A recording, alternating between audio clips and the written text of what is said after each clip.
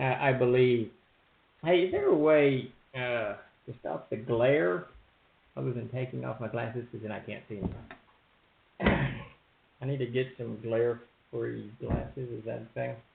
Is that a thing? I don't know. Maybe it is. If it's not, it probably should be. I'm not going to wear contacts, though I probably should wear contacts. I'm not going to stick any fingers in my eyes. So presumably we are live. I'm going to refresh that. Let me know if something's not working. Babunski sound good. That's good. Thank you. Thank you. Yeah, no, I can't do. We got to do something about this glare. It's driving me crazy because I know it shows up in every video, like right there. It's just a whole lot of glare. Maybe if I did that. If I Johnny Carson it up. How about if I did that? There you go. Not sure that would actually achieve anything of any worth or value to anyone. We have a solution. I like solutions. Solutions are good. We will talk soon. Okay, so we don't need, it's nothing that we can do now. It's something that we need to concern ourselves with later down the road. Hey, Metcalf, how's it going, man? Thanks for joining us on the stream. We'll be jibber jabbering. It's how's it going, Epi? It's a shame. It's a shame GaryCon was canceled. Looking forward to seeing you. But it will be next year. Yeah. Yeah. Sadly, we're all taking a GaryCon break. And nothing I think that any of us wanted, but there you are. Thank you, Mr. Coronavirus, or whatever they call it, COVID-19, or whatever its official designator is. Yep, there you go, Geek Preacher. Post-apocalyptic gaming. Jason Vay and I were talking about that today. How do you keep gaming in the apocalypse? Well, you know, we did a little video on that not long ago. Well, hell, it's probably 3 or 4 years ago now. Where they what was it called, Tim? I can't remember the name of it.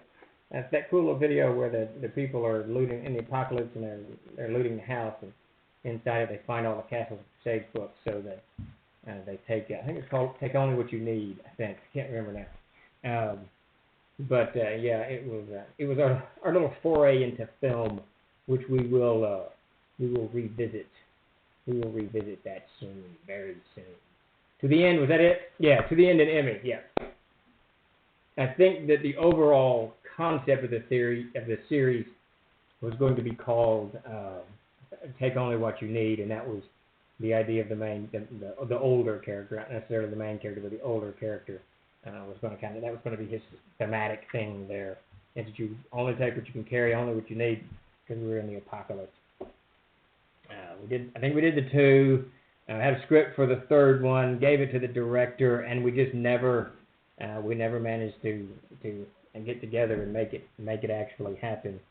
That guy, Matt's fantastic director. He does a lot of work on documentaries and work on fishing shows down in the Gulf. That's where he makes his bread and butter.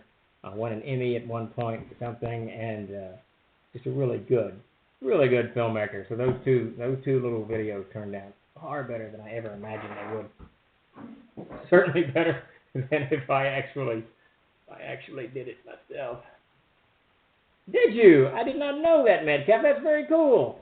Were you on? Was it freshwater or salt, or where were you doing a fishing show? How's it going, Jennifer?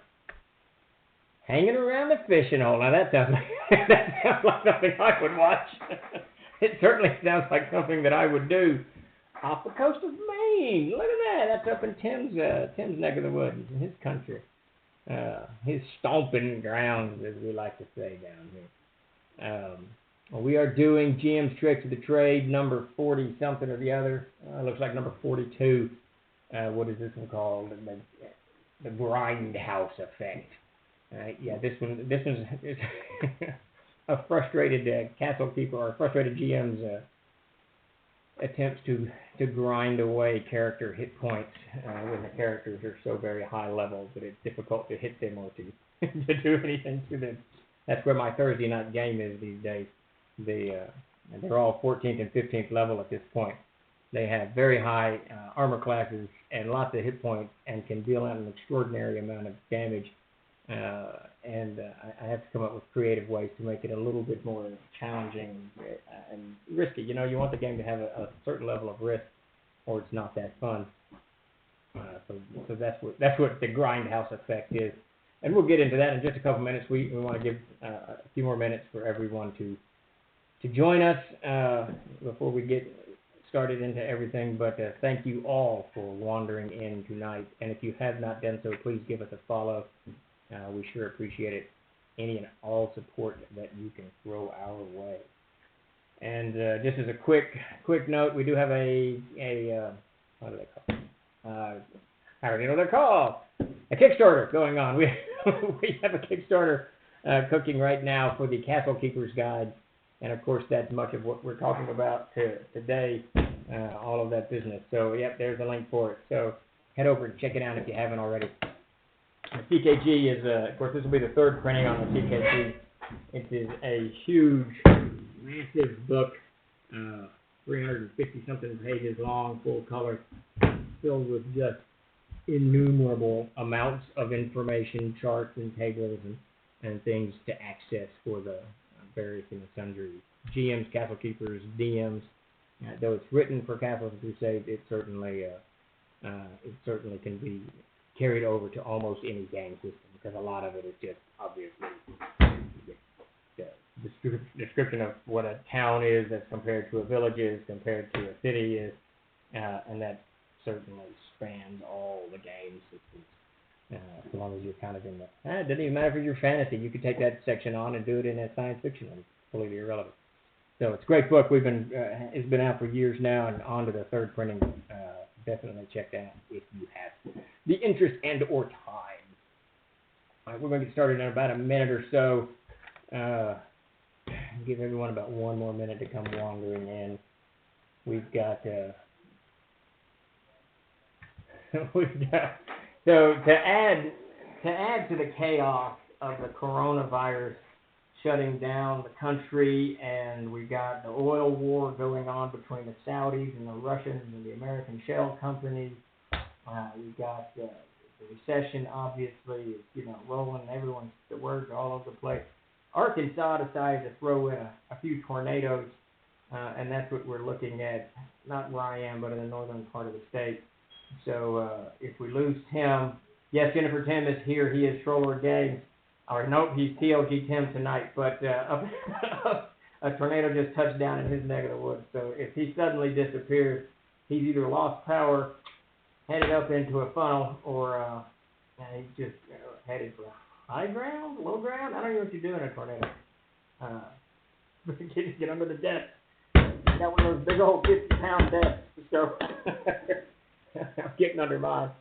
But I don't think we have any adverse weather down here, so suddenly we may lose Tim if we do so. Hopefully it's not inside a funnel cloud. That would just be underground. There you go, Rhino. Go low. See, I remember vaguely, I lived in Kansas as a kid, I vaguely remember that you're supposed to get like in a drainage ditch or something, that tornado wouldn't suck you up. That doesn't make any sense. I don't know. I think my childhood memory may be leading me astray. I think I may get sucked up into a tornado if it comes near, as I vainly attempt to crawl into a ditch somewhere. Who knows? Yeah, there's no place like home. There you go. Well, most of it, Jennifer, because the ground is so rocky, and building a basement is damn near impossible. If you're in southern Arkansas, it's easy. The dirt there is rich, and you can grow almost anything, and it's deep black earth country. But you get north of the river here in Arkansas, and it's just rock. It's just rock everywhere. So almost impossible to dig any kind of anything. I remember my folks built their house up in Harrison. They had a whole lot of dynamite to get their basement put in and installed. So it was, It's that side of things. I don't know, something's going on out there. Lots of messages flying. I don't know what's happening, but that's all good. How's it going, Perry? We're going to dive into Tricks of the Trade number 42 now. You did, Gig Preacher. Nashville got hit really, really, really hard. There's a lot of fatalities there as well. It's not often that one of the big cities gets hit, but when it does, it's always bad.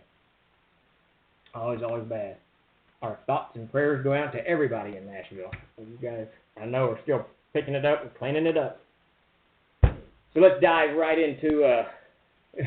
Hello, Jennifer. Let's dive right into GM's Tricks of the Trade number 42. So what kind of led to this column? And for those of you who don't know, if you're just joining us, GM's Tricks of the Trade is a newsletter we send out once a week. I believe it's on Wednesdays. And I kind of put forward 5 things that I do at the table, 4, 5, 6 things that I do at the table. Generally speaking, we're talking about one subject or the other. Sometimes it's a scatter effect. Just little tricks of the trade that I've learned over the past 30 odd, however many years I've been doing this, since 77 or so, that I do to help kind of facilitate the game or whatever it is. And as always, when we're discussing these things, please join in on the conversation. You guys have been gaming for a long time too. You have a host of experiences that we'd love to hear for. I'd love to hear you. Just drop them in the stream there, and we'll jibber jabber them up and kind of collectively share our wisdom, if wisdom it is, if that's the word we're looking for. So, so we'll see. But let's dive right into this. So the idea behind this column, the Grindhouse effect, a lot of times when you're running a role-playing game, or no matter what the genre it is, as the characters get higher, they get obviously progressively more difficult to hit and to wound, and the risk factor begins to drop off. And of course, you use more powerful and powerful monsters. But at a certain point, if you're running campaigns of the same games, the same characters through whatever scenarios, you start to run into monsters after a while. There certainly is an almost infinite number of monsters, but there is not an infinite number of monsters that can damage 4 or 5 15th level characters. When they get to that level, when characters get to that level, the amount of damage that they can do is nothing short of stupefying. I mean, we're looking at my game, my Cathars and Crusades game that runs Thursday nights right after the stream. They deal out routinely in a melee round 60 points of damage. And that's really, there's even an ancient dragon's only going to have, 140 or 180 or whatever it is. So in 3 or 4 rounds, the dragon could be annihilated. Obviously, you can tilt that somewhat by putting 4 dragons or 12 giants or whatever. Or Chuck's yelling at me about something, but at any rate, so there's things that you can do and to heighten it up. But what I'm actually looking at, what I'm talking about tonight, is ways that you can very subtly wound characters, which will help kind of bring down those hit points without you having to ratchet up the number of monsters, the hit dice, the AC, all that other stuff. It's just a simple, it's a grinding effect that you have on the characters that starts to tell after a little while. So if your combat's going to run 10 to 12 rounds, which routinely they can at this level, then this grinding, even 4 or 5 rounds, this grinding effect can begin to tell. And that's what we're talking about. Just kind of tricks of the trade, ways to bring down those hit points. And the idea isn't really to aggressively and purposely wound the characters so that they die, right? The idea behind any of these games is to heighten the risk factor for the players, for their characters, so that they feel that sense of adrenaline and that sense of fear and that sense of this could end poorly. And it's never going to end if you run 10 games in a row where they never really get wounded or they never really get near death or there's never really a threat. Then that's gone. You've lost that. You've got to get it back. And this is a way to kind of inject just a little bit into the game, into your nightly game, in wounding these higher level characters and kind of bringing these hit points down. That said, these tricks, these 5s should probably absolutely not be used on low-level characters. You will kill them very fast, and they should probably not be used on mid-level characters. I would really say from 10th level and beyond, maybe 8th or 9th, depending on where you are. But these I would hold off on grinding away low-level characters because they're not going to grind very far. Barry, yes, actually we are. Tim is got all of it kind of cataloged somewhere. I know he's working with a couple of you guys to make this happen, and we are working towards getting a whole kind of organized volume put together. That's really where we'd like to be. I think it's going to be tied to the World Anvil at some level, but I'm not sure how that's working out. That's Tim Burns. He's handling all that, so he will kind of tell me what's going to happen and what I know. Everyone else will know. So yes, they definitely getting compiled, and that'll be happening soon. Yeah, I think we've got, how many is it, Tim? Over 200 tricks now, tips, not tricks. I think that word, 200 tips out there floating about. So lots of it. We do have a little bit of it. Rhino, absolutely, no risk, no reward, and that's sort of what this is about. There's got to be that level of fear, or people are just going to stop enjoying it. Let's see. All right, chat, going fast and angry.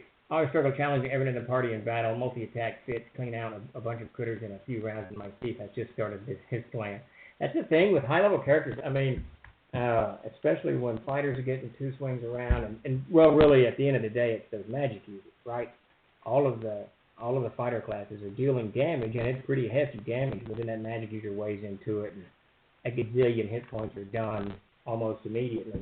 I think one of the funniest, saddest games I ever ran, this is AD&D, this is a few years back, but they're like 22nd level, 23rd level. These are the characters that become the germ of the Codex of Air world, the world of Air, that thing.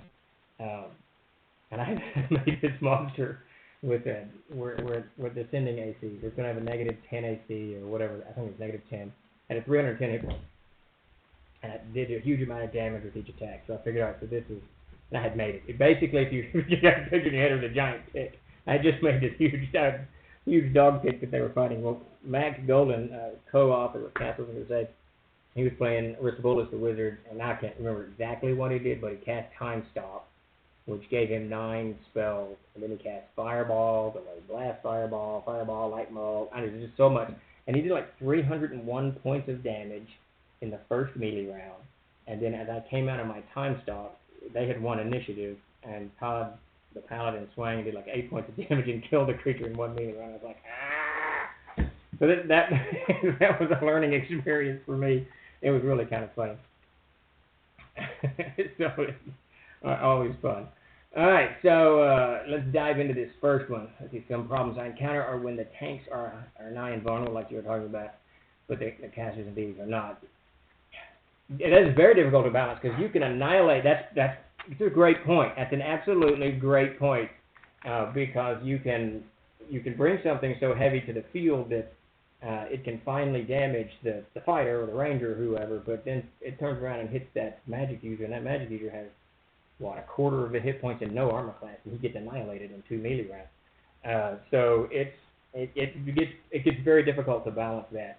It's one of the reasons when CNC was designed that Davis and Max specifically built into it what is the thing from Blade Runner, a life expectancy. I can't remember what's called in Blade Runner. Where the game was supposed to grind out at 13th level and you start a new game. You're really not supposed to go beyond. And if you look at the original Monsters and Treasures, the monsters are built for that. They're not really built to go far beyond that because you get into this difficult dance of balancing all of these things, keeping high-level characters challenged without obliterating them on the one end and them not being able to hit anything on the other. And that literally is where I am in my Thursday night game. They're 15th level and they're tough, so it's tough to wind through it. So one of the things that I do to grind down these hit points is combat wastage.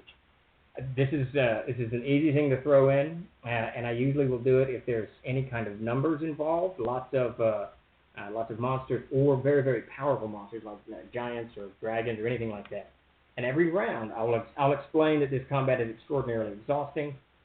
All of the parrying, swinging, ducking, dodging, moving everywhere, and just even when a giant misses you, the adrenaline, hitting the shield, all of this stuff, it just tells on you. And everyone's going to take 1 hit point of damage per round, maybe 2. I rarely do 2, but you take a point of damage per round, and all that does, the combat's probably going to last maximally 10 rounds, probably only 5. It throws in just a little bit of doubt, a little bit of more consistent damage that they know they're going to suffer each round. And so that if they start getting hit a little bit, the fear factor is ratcheted up, because behind them they know that if they don't kill this monster in X number of rounds, then they're going to have lost 10% of their hit points just by showing up to the party. And it's a nice way of doing it. It's automatic damage. You don't have to roll for anything. There's no ability checks. There's none of that stuff. It's just a nice way to just grind the character away. And it's easy to justify from the CK's perspective, simply because I get the idea that you're experienced and you can fight the giant, but the giant is, well, he's big and he's strong, and when he hits your shield, it hurts, whether you take damage or not. So it's kind of easy to kind of justify the combat wastage. And that one is probably the one. I use that quite a bit. Probably not as much as bleeding. We'll get to that in a minute. But I use combat wastage quite a bit. I definitely recommend it as a way to hurt characters. All right, so that's one. The next one up, for everybody just joining us, if you could give us a follow, we'd sure appreciate it if you have not already, and spread the joy. We are talking about grinding away high-level character hit points. Okay, so this one I use this one even on low level and high level. I just change the amount of damage that terrain is going to do, and I use it a lot. So when I was in the Army, I remember this probably the most aggravated. I was definitely the most aggravated I was in the Army, and probably in that sort of top 10 list of times I was aggravated. I had to run about 1.5 miles of WD-1 wire through the bush, and it's heavy. It's a very heavy wire. I don't think they use it anymore, but it's the way you hook your radios up, right? And I had to run it through a telephone pole with a commander, and blah, blah, blah. Well, I was stationed in Hawaii, and the jungle there is pretty thick when you get, off of the beaches and away from Aiea or Waikiki or whatever. The jungle gets kind of thick there. And I remember dragging, so you tie the WD-1 to the WD-1 wire to your belt, right, to your pack, and then you start moving through. I had an M16 and the helmet, all of it, the web gear and all that business. And I got stabbed, poked, tripped more often than you can possibly imagine. The most aggravating thing was when the helmet would go, a stick would go up through the helmet and push the helmet back, the head back, the whole thing. It became this 1.5-hour, 2-hour-long ordeal. It was just absolutely a mess. Dark Light, thanks for the follow. Absolutely a mess. And it kind of taught me the idea of the dangers of terrain just I was in Hawaii, for God's sake. How difficult can that be? That immediately kind of started to play into my game, because this is a way, if you're wearing armor and you're carrying a big pack and you got a staff and whatever it is, the terrain's not going to be nice to you. Going up, going down, all of it is exhausting. Running into sticks, sharp rocks, falling, busting your knee, stepping into a puddle of mud that's 6 inches deep and getting your boot half stuck. There's all kinds of stuff that can go on with the terrain. And I use this a lot. Those of you who have played with me before know I use terrain quite a bit, especially water. I use water a lot. But what I'll end up doing is sort of what I do with combat wastage. They're moving, they trip, they fall, they take 1 to 2 points of damage from a blow to the knee. The aggravation of moving up and through this, very, very difficult terrain exhausts you to the point that you take a point of damage just from getting scratched and cut and all of that business. So it's an easy way to justify it. It's an easy way to just kind of grind a few more hit points away. And you can do this in lead up to a battle. You can do it during a battle. You can do it on an overland travel. And the nice thing about the terrain is you can really break it apart. For low-level characters, you can have them take 1 point of damage for the whole day. For higher-level characters, maybe it's 1 to 4 points of damage when they fall or get stuck or something like that. Again, for about 3 years. I was in the Army just shy of 3 years. I joined up during the first Gulf War, and by the time I went to the basic training, AIT, and I was headed to jump school and figured I was headed over to Iraq, but it ended in the middle. They had cut my AIT from 10 weeks to 6, because they wanted everyone over there as quick as they could get us. And about week 3, we invaded. 100 hours later, it was over. And then suddenly everything went back to normal, and I was AIT was extended to 10 weeks, then I went to jump school, then I got my orders for Hawaii. So I ended up, I did a basic and jump and AIT in South in Georgia, Lord of mercy, hotter than anything, and then spent 2.5 years, just after 3 years in Hawaii hanging out, bumming. Yeah, no, not quite that. I have to say, I thoroughly enjoyed my time in the Army. I will say that I was bored off of my keister, I can tell you that. We'd show up at work at like 7:30 or something, and probably by 9, if we weren't in the field. Now, if we were in the field, I worked insanely hard, but by 9, I was kind of done for the day. But I had to stay in the office, and there I would sit, bored off of my skull. This is pre-internet, so there was none of that, whatever. I just sat there and read books, mostly is what I did, history books. It was in between my master's degree. I had started my master's degree when the war broke out and I joined the Army, and then went back to my master's degree when I got out of the Army. So lots of fun. I recommend it for all the young people. Lots of boot stomping around. So yeah, absolutely announce any changes. What did I do? What am I doing? You're in red and you make it feel like you're yelling at me. Trolls on. Oh, is that a bot? I think that's a bot. I think Trolls on is a bot. All right. So yeah, Metcalf. It's kind of the funny thing about that. If the Go Force just started rolling, yeah, that's the thing. When I look back, I would always be retired. I think right. That was 91. Yeah. I'd be 1 year from retirement. Is that right? 91? No, I'd be retired. I'd have retired 10 years ago. But can't look back, It is what it is. There you go. All right, so the hell was I talking about? Oh, terrain. Got knocked off the terrain. So, 20 years. Yeah. I didn't know what it was.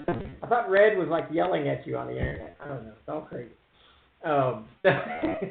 The internet's still a strange and spooky place to me. Oh, wow, Perry, there you go. 24 years and 11 bang bang. Now that's some work right there. I remember, I think the absolute funniest conversation I had, I was on what's called a chaplain's run. And the chaplain, chaplain needed a driver. And obviously, because I sat around in my office all the time, I got scooped up for this driving job. And I just drove. The whole idea was the chaplain has to visit soldiers in various states of being wounded or they're dead on the battlefield. So they go through this combat run, and there's GIs in there. And he was doing his thing, and one of the GIs who was dead was laying there, and I plopped down next to him after the chaplain had finished, because I was just following the chaplain, and got talking to the guy. He was an 11 bang bang, and he was from Tennessee. And I remember he said it in the longest, slowest southern drawl that how he loved hunting, he loved camping, he loved the outdoors, but after 4 years or whatever, however long he'd been in the Army, he was never leaving his house ever again. It was so funny. He was so tired of being in the field. Yeah, infantry's in the field a lot. I only went about 3 times a year. So the next one, so after terrain, use terrain to grind down. It's just an absolutely great way to do it. The artillery adds dignity to what would otherwise be an ugly brawl. Yes, it does. Artillery are beautiful, beautiful things. I used to, when we worked on the range, the artillery would shoot over us into the mountains and whatever mountain chain that is in Hawaii. A lot of soldiers in Hawaii. I loved the sound of those big old 105s pounding away. Yeah, I'm sure. You're at 11 bang bang for 24 years, yeah. Your body's borked. There's no doubt about it. That is some major beating up on the flesh. And see, so Perry, you're a living example of what the terrain can actually do to characters wandering through it. It can bang the living crap out of you. So use terrain to help kind of grind those hit points away. It's an absolutely great way to do it, and it's logical, and it's actually fun too, because you can throw all kinds of other crap into there, checks for, falling down, dexterity checks, all kinds of stuff. All right, so raffle soon. All right. Well, sounds about right. Sounds about right. All right, are we already on to number 3? Good heavens. Just a flesh wound. There you go. Okay, so this one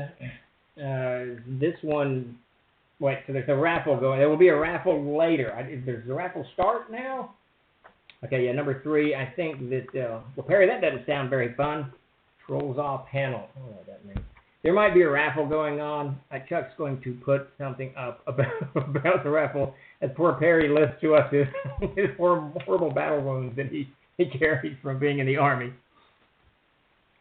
Oh, yeah. See, that dark light, that reminds me, I remember reading a study on horse soldiers, cavalrymen from the 1800s that served for the whole 10 or 15 years, and their spines were actually damaged from the constant jostling up and down on the horse. It was an interesting study that showed the absolute back damage and the pain that these guys must have been in after riding horses for so long. It's the unromantic side of being of the Old West that Clint Eastwood never actually shows us. All right, so for this raffle, you got to type !raffle, and that will put you in to win a free PDF winner's choice. It looks like tonight. And before I dive into number 3, let's if you haven't followed us, please give us a follow. We sure appreciate it, and shout out on all your social media. All right, so up next is bleeding. So I do this a lot, and I used to do this a whole lot when I did AD&D. It was even a little bit easier than CNC. But if the wound was large enough, 10 points or 11 points, bleeding damage would take effect. It was usually 1 around, and I would just tell them, okay, from now on until you get healed or bandaged, that you're going to take a point of damage around.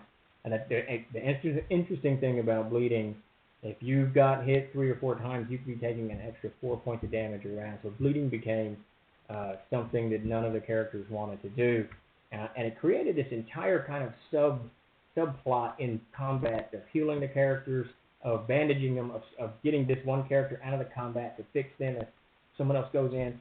It really became this, for quite a while. I kind of backed off on the bleeding now, but it really became this great way to build a whole new level of tension of wounded characters being an actual part to it, because you take enough wounds from it, you bleed enough, and you're going to die just from bleeding out. And that's kind of, I mean, it's horrible, but it's kind of cool because it adds that whole level of just terror to it, and difficulty of logistically fixing these characters in the midst of the combat when you haven't slain the monster or giant or whatever it is. So bleeding became this kind of hallmark in my game, where if you took horrific wounds, the bleeding that followed could be just as bad, and it yeah, it is but a scratch, yeah, and it would start to ratchet up with that. So I absolutely love bleeding. It's probably the one I've used the most over the years, except maybe the next one. The next one may be the one I use the absolute most,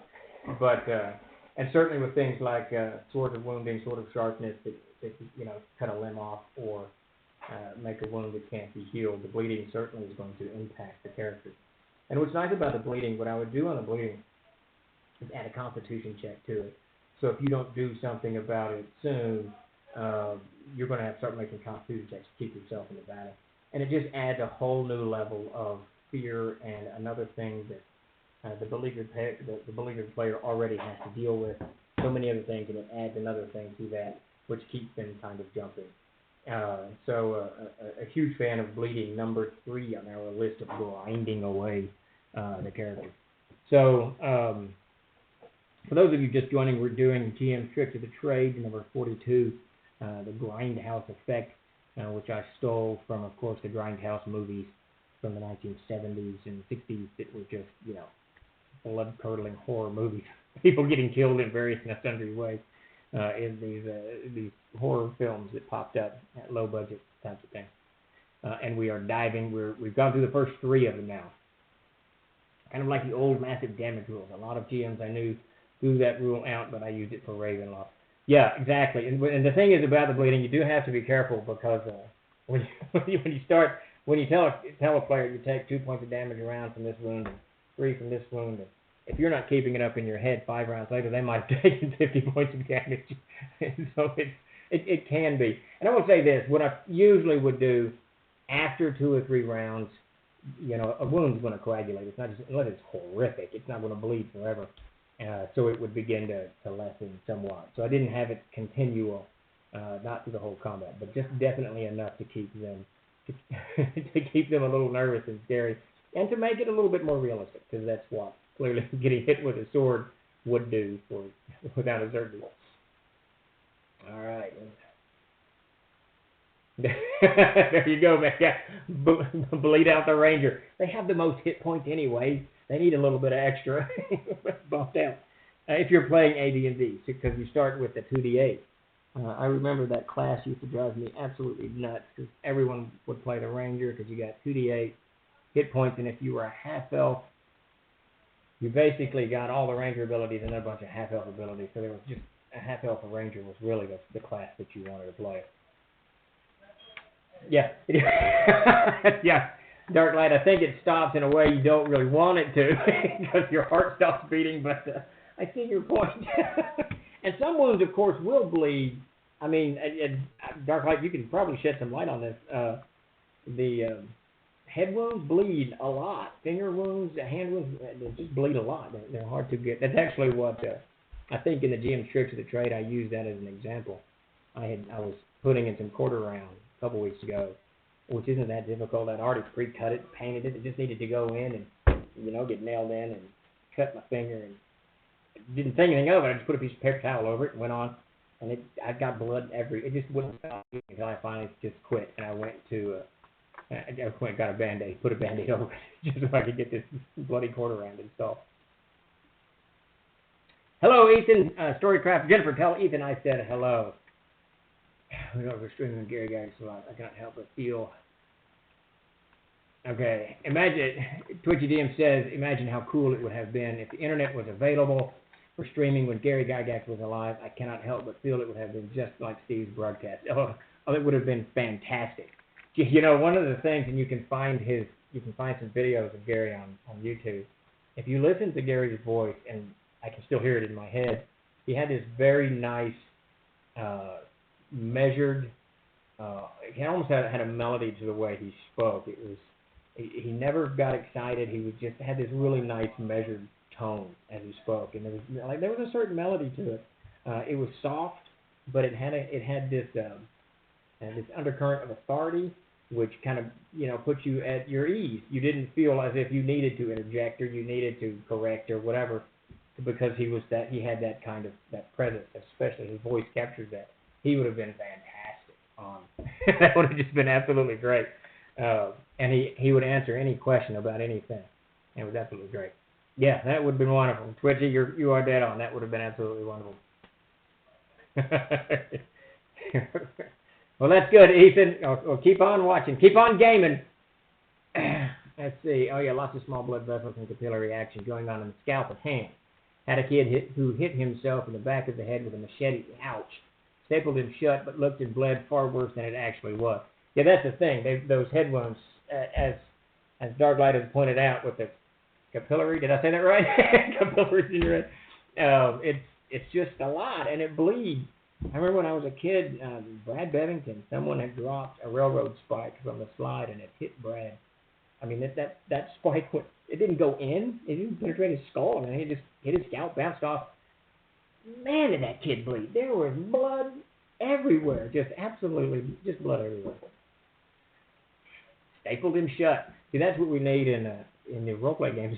Some kind of magical staple to put these people back together. He was an 11-bag bag. There you go. To nobody's surprise. Yep, always bleeding. Davis, I don't know if he's watching. He was going to try to tune in tonight, but his internet's spotty. He's in the Tornado Alley too, but he's always cutting himself. He's always bleeding from one part of his head or hand or something.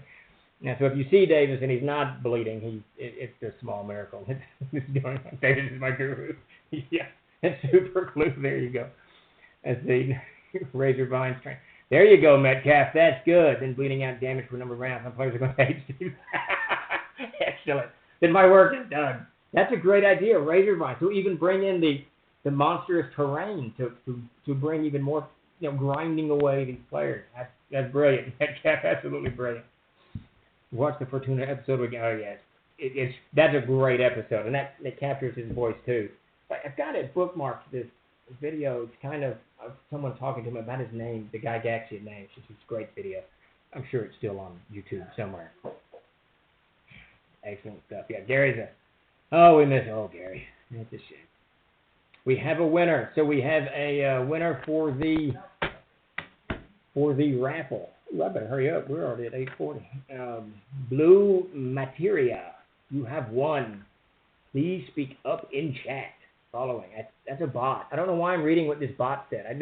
There's no reason for me to do that.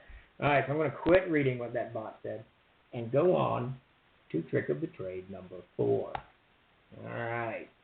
Here we are. Non-hit point wounds. Okay, so this is, I keep saying each one of these is my favorite. This is, without a doubt, my favorite.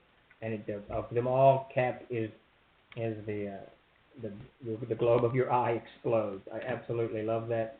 And what this basically means, these non-hit point wounds, are you slam them so hard with whatever weapon, whatever monster's ability, whatever spell it is, that it dislocates something physically on their body. An arm is dislocated, the globe of the eye explodes, they're blind in one eye temporarily. Hearing, I do hearing all the time. You take an axe, hit your helm, the ringing is so huge that you develop tinnitus in your ear or whatever, something that distracts them during that combat or until they're healed or whatever, and I'll always give them minuses on attribute checks or minuses on attacks or initiative. I don't know, these bots I don't know what's going on. It's too much. It's too much. So these non-hit point wounds are fantastic things to do to any of the characters. It's just a great way of not doing damage to them, but reducing their ability to fight on the field and creating a certain sense of fear about the characters that the players won't immediately forget, and it plays out each round after round after round until it's healed or fixed or what have you.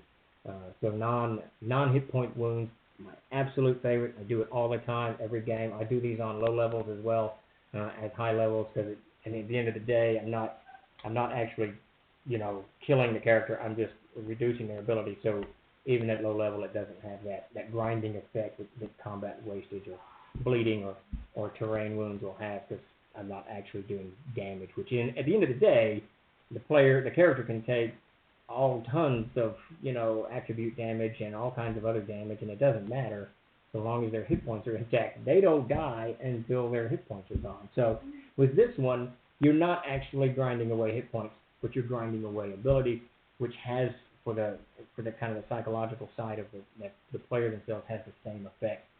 It makes them that much more aware of their character's mortality or aware of their reduced abilities or what have you.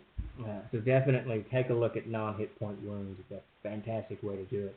And anything can cause it. It can be very small, or it can be very large. It doesn't matter. So these types of things they just happen. Sometimes you step on your foot wrong and twist your knee, and there you are. You can't run as fast. So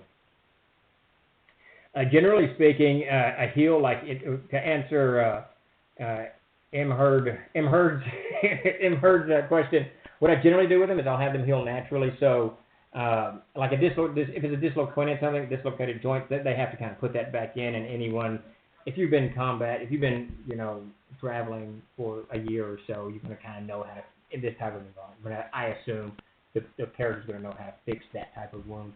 Otherwise, it heals within a few hours. And usually, I'll do maybe 4 or 5 hours, and then sight comes back to the eye. Maybe an hour. It's very random. But if someone heals them, if they cast Cure Light Wounds or something, it stops it immediately. The magic flows through and kind of corrects everything. If it's a more severe thing like a broken arm or a broken leg, I think it's restoration, maybe lesser restoration. I can't remember what it requires, that type of spell. Well, if they've broken an arm and they don't have magic, it's 3 to 6 weeks before it's healed, and then they're just out an arm, out a leg, and that too brings in a whole new level of kind of a cool factor, because now this player who's used to doing two-handed combat, the last 58 combat, he's got to shift, and now he's going to do one-handed combat. So the broken limb to me is just kind of a good way to do it. But it really on the healing end of that, any kind of heal spell will fix it, and then it's a little bit random after that. A globe of the eye, I'll usually make it when your eye gets ruptured. I got eye things. I've had glass in my eye twice, and it's just a horrible experience.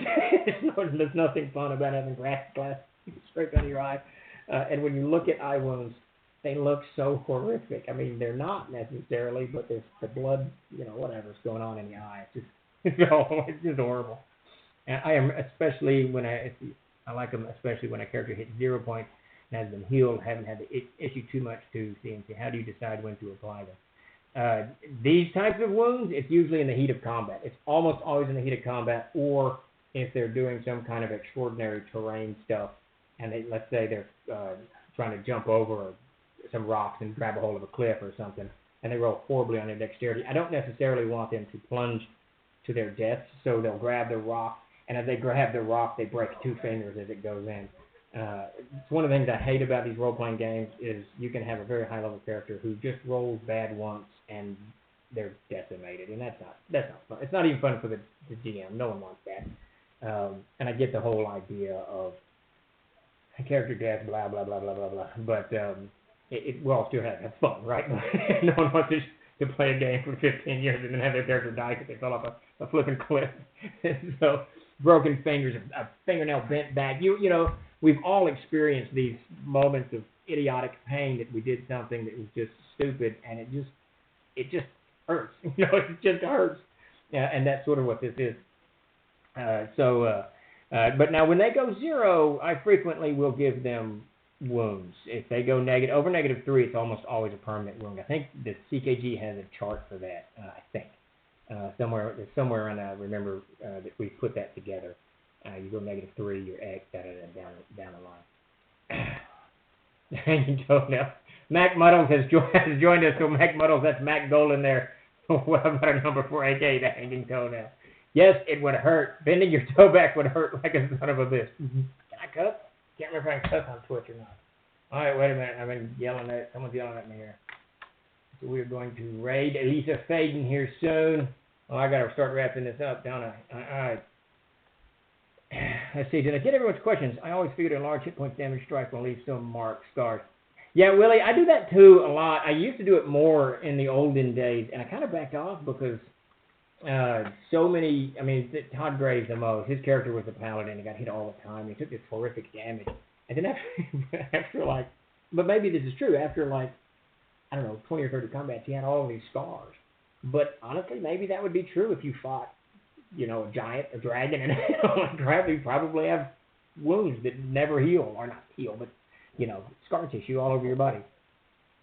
I do like leaving marks on them. Of course, I think restoration gets rid of all that. I think the greater restoration or lesser restoration will clear all that out, which is good. You get a restart. The whole idea. Keith, thank you for the sub, much appreciated. Let's see, non-hit points wounds might be fun for fumbles if used. Yeah, absolutely, my cat. And it's just a great way of stopping the absolute horror that comes from a failed attribute check or whatever game system you're using, whatever check type they use. There's nothing worse. I think literally the worst I've ever watched. We laugh about it now, but it wasn't funny then. Todd, this was way back in the 80s.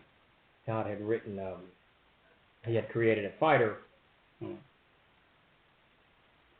And he had actually rolled, and Mac, I'll remember this, he'd rolled an 18 for his strength, and then he went on to roll a 00, which is, it's next. I don't know what the odds are, but the odds are huge, right? So he made it to 2nd level, if I recall, and then he was swimming a river, and I just had to make a dexterity check. He failed the dexterity check, rolled a 1, and so I gave him another one. He rolled a 1. I gave him another one. He rolled like a 2 or a 3. I gave him another one. He rolled another 2 or a 3. And at the 4th one, he just drowned. And it was this horrible, horrible, horrible way to end that character's life because he had rolled this extraordinary thing, and there he is, drowning. It was a lesson for me. It's a lesson for Todd, too. I think it's left him permanently scarred. He hates river encounters. 45 minutes. I got a paper cut. We're going to have to finish 45 minutes filling for the answer. Oh, my God. Well, we don't have that kind of policy here at Trollord. It's not a lot of paperwork. If you cut yourself, you just bleed for a while. That's why I don't let many people on the cutter. Good Lord, Willie, that's crazy. I think I would go crazy filling that out. All right, let's dive into the fifth trick of the trade before I burn out our time here. So mass attack. So this one, I swear that Jason Vay conveyed to me a couple of years ago, but he says that he did not. So mass attacks. One of the things that drives me crazy when the characters get at a certain level, and this is really about 8th level, but 10th and 12th, it just gets worse. You really can't hit them with a low hit dice monster, zombies and orcs and whatnot. You're just not going to hit them. So technically, they could wade into this army of these knuckleheads and just carve through them forever in a day. Now, obviously, you can make it more realistic with having them tackle, the orcs can tackle the guy and try to bring him down and whatnot. But if you get, if you get a female ranger and a male fighter and a paladin all back-to-back, tackling them is going to be next to impossible. They're going to be cutting through stuff left and right, and it just becomes this kind of nightmare scenario that doesn't really equate. So the idea was pitched to me. I swear it was Jason Vay. He swears it was not. To do this mass attack damage. So you don't actually, as a CK or the GM, whatever, you're not rolling to hit. You know they can't. The orcs can't hit them. They got a 26 armor class or whatever it is. So there's no point in rolling. But because there's it goes back to the kind of the combat races, because there's so many of these creatures slamming into these monsters or into the characters, and it's constant, it's non-stop, and you cut one down, 2 more jump in, you start taking damage every round, no matter what. And it's just an exhaustion damage, or bruising, or you hit yourself as you're coming back with that sword or what have you. Their mace claps into your thigh guard, and you take about a point. Did I say army again? There you go. You take about a point of damage. What I'll do is each 1 hit dice creature that you're fighting, you'll take a point of damage. So if there's 2 up against you, you slay both of them, you take 2 points of damage that round. If there's 5 against you take 5 points of damage that round. And it just adds a little bit of realism to it, and it makes it possible for those monsters to actually hit the characters, so they still have some kind of meaning in the game. Otherwise, the monsters just become, they aren't even fodder anymore. Players are just cutting through them like wheat, and there's no reason to even field them. This actually brings in a certain level of fear, because if they're up against 300 or 400 orcs and they think that's what they can take, then they know that it can turn on them, because they're going to take damage each and every round. Yeah, that's the thing about the natural 20. I'm torn between whether the natural 20 should be an automatic hit or not. Many game masters do, and I'd love to hear what you guys do. Many game masters do have it as an automatic hit, and I don't generally do that, primarily because if I allow that for the players, and I do that for the monsters, it goes back to that whole critical hit thing. You're going to get critically hit more often than you're going to critically hit the monsters, and the vice versa goes back. So Chuck does. I know Mac does. For him, it's an automatic hit. Epi says no. You can get in CNC. There's a whole bunch of Dark Light. There's a whole bunch of ways to get your armor class up when you're in Castles and Crusades. Because I know their average armor class right now, the fighters and rangers, and we've got a female fighter, a male ranger, and I don't know why the gender has anything to do with it. We got a fighter, a ranger, and Mac's character is kind of a hybrid. And none of it. Mac's got an 18 AC, but Todd's is like 26. And Laura's is 24 or 25. Now, we do all kinds of stuff. There's, in the Adventurer's Backpack, there's a whole bunch of rules with more armor class added to it. So, you can get tattoos, magical tattoos that give you an AC bonus, there's rings, there's all kinds of stuff. So you can ratchet your AC up, and if you don't do the automatic, a 20 is an automatic hit, then once you get to 22 hit dice, the orc is out. I think skeletons are 2 hit dice. For 23, skeletons out. There's so many monsters, there's suddenly not a player on the field anymore. For 20 orc archers. Well, that's just good luck right there. I want to call you Murtaugh from Lethal Weapon, but that's just good luck there if you didn't get hit by 20 orc archers. Let's see, Lord Metcalf, we do 20 is a hit, 1 is a miss, then roll 1d6 for severity, but the 1d6 is all storytelling via GM and player, so it's not really a quantifiable result. Well, that's pretty cool. So you get hit, but it may not actually do whatever critical or whatever damage it is that you're doing. Yeah, that's a good way to do it. That's a nice alternate rule there. to be applied to really anyone's game.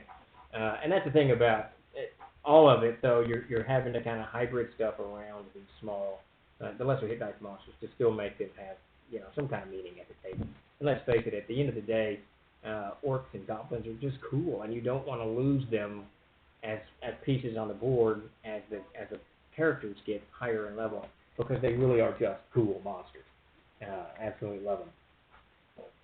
They complain until it's a big boss. That's true. That's true. Davis won't let any crits or fumbles in his game whatsoever. He says it's too unfair to the players, and in some regards he's right. Because when you're fighting multiple monsters, they're going to have a better chance of critting you than you are of them. It all just kind of disjointed. All right, I think we're about spun out of time here. There's hordes of gobos. Yep, absolutely. Gobos. Good Lord. My brain's not functioning. Too much coronavirus conversation in the air. I can't take it. So we need to start winding this up.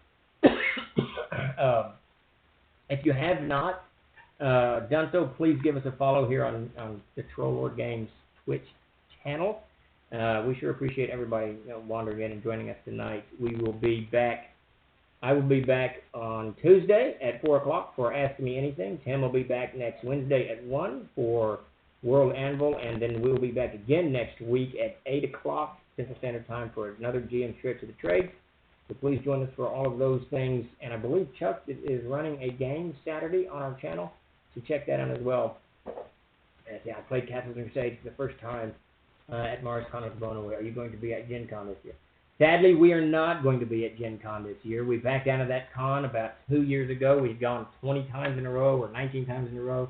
And the con has changed enough that we shifted our focus to smaller cons like a Gary Con, that are more role-playing game focused. Gen Con has become a very large vendor-based convention, so we kind of shifted our. We may go back, but we will see. Oh yeah, wait, and we got on the Discord, we got Troll Nerd Chat tomorrow, Friday at 7 p.m. Central Standard Time, I think. But Effie will correct you there. Announce any changes. Oh, that bot. Jennifer, that bot's yelling at me again. Yeah, we got to get Davis on the bus and get up there to AppleCon. He'll love it. He needs to get out anyway. So anyways, we're going to be doing a raid here in a few minutes. If you could stick around. I'm really not sure what I'm supposed to be doing, but Chuck's going to tell me. But definitely join us. Thank you all for joining us. And why do they keep telling me to change stuff? Sounds good. Dark Light, we sure appreciate it. Chuck, do you want me to sign off? What am I doing? I don't know what I'm doing. Stop streaming. I can't remember what I'm supposed to. Okay, I'm going to stop streaming and just see what happens. No one's telling me what to do. So everybody, thank you for showing up. I am going to stop streaming now.